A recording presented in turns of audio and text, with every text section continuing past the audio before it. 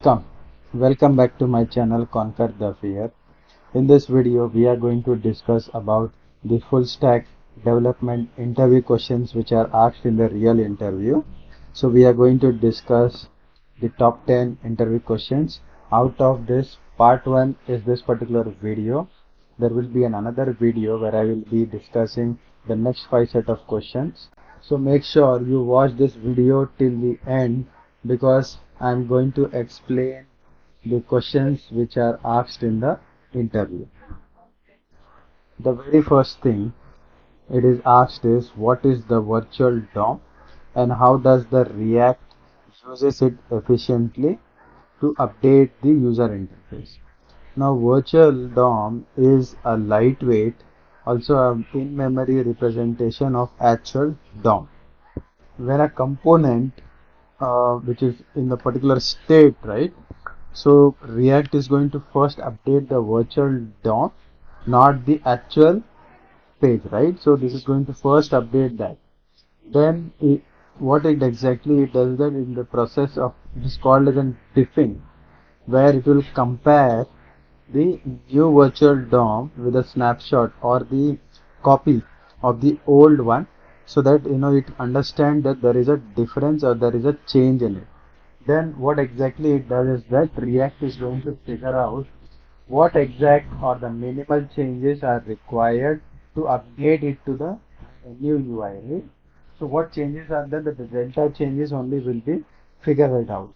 Then what it does is that it's going to make that particular specific change in that particular DOM. Now this is going to be, this is going to, make your re-rendering process very easy because instead of re-rendering the whole page, only that particular specific part is been reloaded or the instead of the entire page. So this is going to make your reloading process very fast, and also it is give you performance enhancement over it. So that is the reason we make use of it as a virtual DOM over here. So which is very much lightweight and it is preferable because as the modern applications are getting developed, it requires a faster way to reload it and also only update that particular data which is required. Here is an example of like how it is going to look out in the traditional way, how it has been achieved, what is the real DOM, and what happens in the real world, virtual DOM, right? So the real DOM is going to be repainted. In the earlier way, it used to be repainting the everything. So from start to end, everything was getting replaced, right? But in this virtual DOM, you are only updating that specific thing which is to be updated. So that's very fast. Then what is the key difference between the props and the states in the React? Now if you are working with React.js, props is going to be a short form of the properties that are aware to pass the data from the parent component to the child components. Now whenever you need some data which has to be available in the child, okay, and that is coming from the parent component, right? So you definitely use this props over there, and they are kind of an immutable, which means that the child component is not allowed to change any props which is it is going to receive. Okay, so they are always the read only. So make sure you mention this particular point because this is very crucial. Also, in contrast to that, the state, okay, the built-in object which is used to for storing some information that is specific to that particular component, okay. uh, it is that way, right? Now the data is in the particular state which is mutable, right? That can be changed up over the time by the component by itself, which can trigger a re-rendering process. Now state is for the component's internal data only, while props are for the external data passed from the parent to the child. Okay, so that's the difference. What is the difference between the state and the props? Then there is an explain what React hooks are and why they were introduced.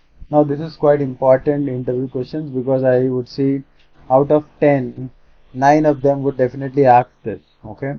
Now, what is exactly React hooks are? These are kind of functions which will let you to have some hook into that particular. What hook into? So basically there are some React states and life cycle features which can be the functional component. Now, prior to this particular hooks, what you had to do, you have to use the component class which were managing the state, like there was this dot state where they used to handle the component lifestyle, like the component did mount etc. But hooks are used to has got use state, use effect. Okay, so these is going to allow you to use this particular feature in much simpler way. Also, they are much more readable function components. So they are going to promote the concept of reuse and also making the component very easier to test. Earlier, prior to it was very difficult to test it.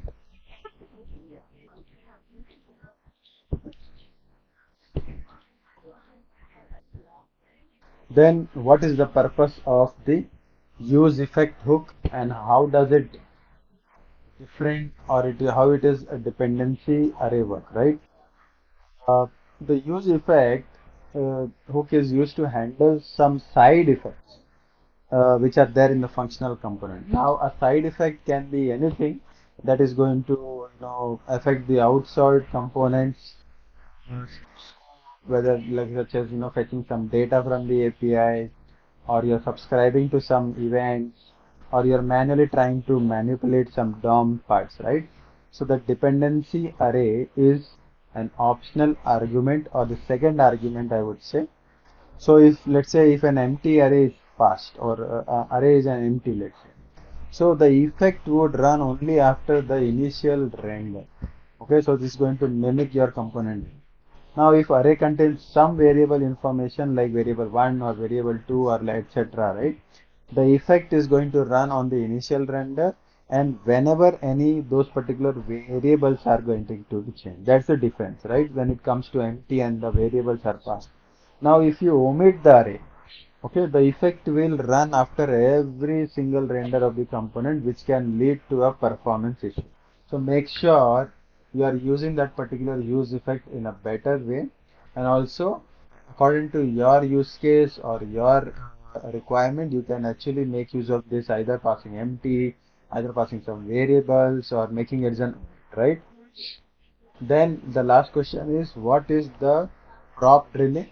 Now, what are some of the ways to avoid? So, first of all, let's understand what is prop billing. It is a kind of a process where the passing the data from the component at the higher level down to the nested child component.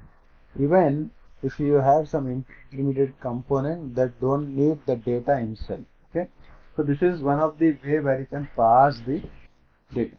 Now, this is going to make it code very difficult to maintain and understand because this is too much deep level, okay, and quite nested. So it can be avoided by making use of the React context API. Now, React Content API is going to give you a way to pass through the component tree without you have to passing these props at every level. Okay. So what you happen, like instead of passing props from one level to another level, you can directly use the reactive context API where this particular data would be available directly to the nested tree. So whenever you are dealing with complex application, you can actually make use of the dedicated state management libraries. There are like Redux is there. There is Justin is an option used in your many companies. Okay, so this is where you use it. I hope I was able to explain you the one of the most important React JS interview questions which are asked in the full stack development. So whenever if you are attending, let's say Spring Boot microservices and a full stack role, then after the Java Spring Boot microservices, definitely These kind of questions will be asked when the reactive component or the reactive interview questions are asked, right? So make sure you are prepared for these particular questions, and also thoroughly understand what's explained over here. Try to do your own research as well. Also do some practical hands-off, so that you get the actual crux of what exactly the difference of virtual DOM, what is use effect, what is the state and prompts, right? So we can you should have a deep understanding of this. Okay, if this video has given you some value, please thumbs up on this particular video. Also, don't forget to like, subscribe and hit the bell icon. Also check out my channel for more such videos on Java, Spring Boot and lot of interview questions. Thank you.